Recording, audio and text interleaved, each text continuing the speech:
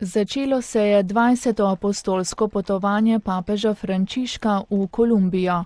Sveti oče je na bogotskem letališču pristal včeraj ob 23:30 po 12,5-urnem letu.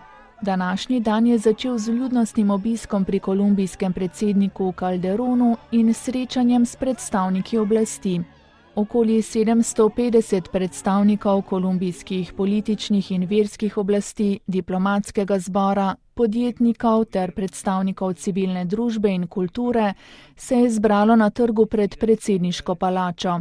Papež je v govoru Kolumbijo označil za bogato državo.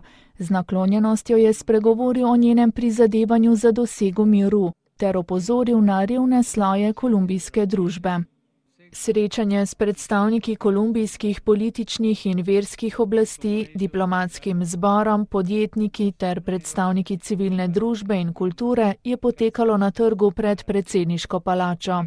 Papež je v govoru Kolumbijo označil za bogato državo, z naklonjenostjo je spregovoril o njenem prizadevanju za dosego miru ter opozoril na revne sloje kolumbijske družbe.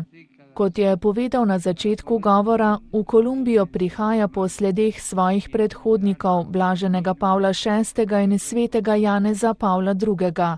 In kakor njiju, tudi njega spodbuja želja, da bi svojimi brati Kolumbijci podelil dar vere, ki se je zelo močno ukoreninila v tej deželi, ter upanje, ki utripa v srcu vseh. Samo tako, z vero in upanjem, se lahko presežejo številni izzivi na poti in se lahko gradi dežela, ki je država in dom za vse Kolumbijce.